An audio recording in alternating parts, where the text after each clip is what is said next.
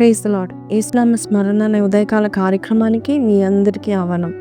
ఈ ఉదయకాలం లేచిన వెంటనే నా ప్రభువు యొక్క వాక్యాలు వింటున్నాను, వాగ్దానం చూస్తున్నాను. మరి నా జీవితము ఎందుకు ఇంకా మార్పు లేదనుకుంటున్నారా? ఒక్క వాగ్దానము తిమోతికి రాసిన మొదటి పత్రిక 4వ అధ్యాయం 8వ వచనం. శరీర సంబంధమైన సాధకము కొంచెము మట్టుకే ప్రయోజనకరము అవును గాని దైవభక్తి ఇప్పటి జీవము విషయంలోనూ రాబో జీవము విషయంలోనూ వాగ్దానంతో కూడినదై నందున అది అన్ని విషయంలో ప్రయోజనకరమవును. చాలాసార్లు మనం అనుకుంటాము, ఏంటి ప్రభా నాకేం జరగట్లేదు, మేబీ పరలోకంలో నేను ఆశీర్వాదం పొందుకుంటాను, నేను ఈ భూలోకంలో ఇలాగే ఉండాలేమో, ఈ రోగం తగ్గట్లేదు, మేబీ పరలోకంలో నేను ఆరోగ్యంగా ఉంటానేమో. నో, బైబిల్ ఏం చెప్తుందంటే దైవభక్తి ఎలాంటిదంటే ఇప్పటి జీవం విషయంలోనూ పరలోకపు జీవపు విషయంలోనూ అన్ని విషయంలో ప్రయోజనకరం. శరీర సాధకం ఎలా ఉంటుందంటే మనము ఎక్సర్సైజ్ చేస్తాం, ఓకే, అది ఇప్పటి జీవం వరకు కొంచెం మటుకు అది ప్రయోజనకరము. అలాగే శరీర విషయంలో సాధకము ఎక్సర్సైజే కాదు, చదువు కూడా ఉండొచ్చు, ప్రాక్టీస్ కూడా ఉండొచ్చు. మనం కష్టపడి వర్క్ ప్లేస్లో మనము ప్రమోషన్స్ కొరకు మనము ఎంత ప్రయత్నాలు చేస్తూ ఉంటాం, ఎంత కష్టపడతాం, అది కొంచెం మట్టుకే ప్రయోజనం. కానీ నువ్వు నిజంగా ప్రమోషన్ రావాలన్నా, నీకు నిజంగా ఆరోగ్యం మెరుగుపడాలన్నా, అన్ని విషయంలో in every part of your life నువ్వు బ్లెస్సడ్ కావాలంటే నువ్వు క్రైస్తవుడుగా ఉండాలి, నువ్వు దైవభక్తిని అలవాటు చేసుకోవాలి. ప్రతిరోజు వాక్యం వింటూ, ప్రతిరోజు వాక్యం చదువుతూ, ప్రతిరోజు ప్రార్థన చేస్తూ, ప్రతి సండే దేవుని సన్నిధిలో కనబడుతూ, ప్రతి టైంలో కూడా దైవభక్తి నువ్వు అలవాటు చేసుకున్నట్లయితే అన్ని విషయాల్లో ప్రయోజనకరంగా ఉంటుంది. అంటే ఒక గుడ్ న్యూస్ ఏంటి నేను మీకు చెప్పేది ఏంటంటే, ఈ జీవంలో కూడా అన్ని రంగాల్లోనూ దీవించబడతావు. బైబిల్ అంతా చూస్తే భూమి మీద ఎన్నో ఆశీర్వాదాలు మనం పొందుకోవడానికి ప్రామిసెస్ ఉన్నాయి. If you see in the Bible shows so many promises that you can receive on earth. ఈ లోకంలో ఎన్నో ప్రామిసెస్ ఉన్నాయి. యేసే చెప్తున్నాడు, మనము బైబిల్ అంతా చూస్తే భూమి నాదే, భూమిలో ఉన్న సర్వము నాదే, వెండి నాదే, బంగారం నాదే అని దేవుడు చెప్తున్నాడు. అది దేవుడు ఎవరికి ఇస్తాడు?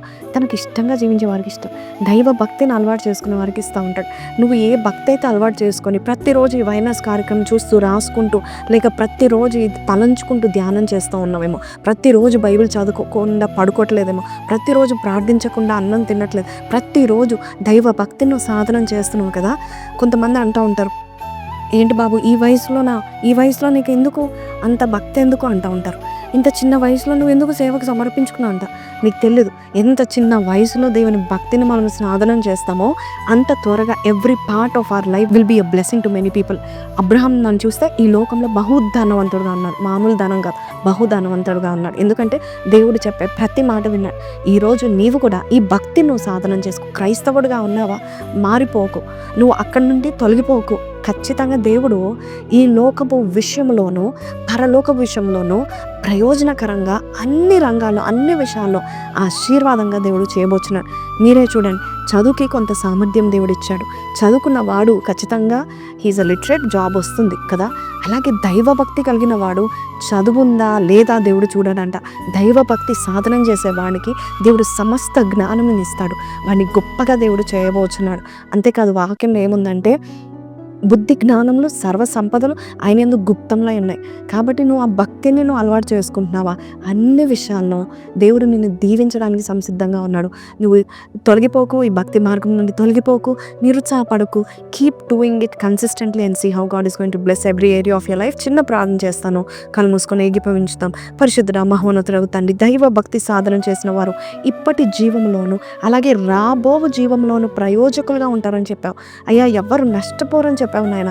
నిజమే, నిన్ను పట్టుకున్న వారు నాయన ప్రభ, నీ మీద ఆధారపడిన వారు నాయన నిజంగా ధన్యులు అయ్యా తండ్రి. యాకోబు దేవుడు కాగల జనులు ధన్యులు అని చెప్పావు నాయన. ఈరోజు నాయన ఎవరైతే విసిగిపోయారో వారి జీవితంలో నాయన ఏ రోగం మానట్లేదు అయ్యా, మేబీ పరలోకంలో నేను స్వస్థత పొందుకుంటానని కాక నమ్మి విశ్వాసంతో నాయన ఈ వాక్యాన్ని పట్టుకొని ప్రార్థిస్తున్నారు. వారి జీవితంలో గొప్ప కార్యాలు చేస్తామని నమ్ముచు యేసు పరిశుద్ధ నామమున అడిగి వేడుకొంచున్నాం తండ్రి, ఆమేన్. సో ప్రైజ్ లార్డ్ అండి. దేవుని నమ్ముకున్న వారు చరిత్రలోనే పాడి కాలేదు, ఎవరు నష్టపోలేదు మనం చూస్తే.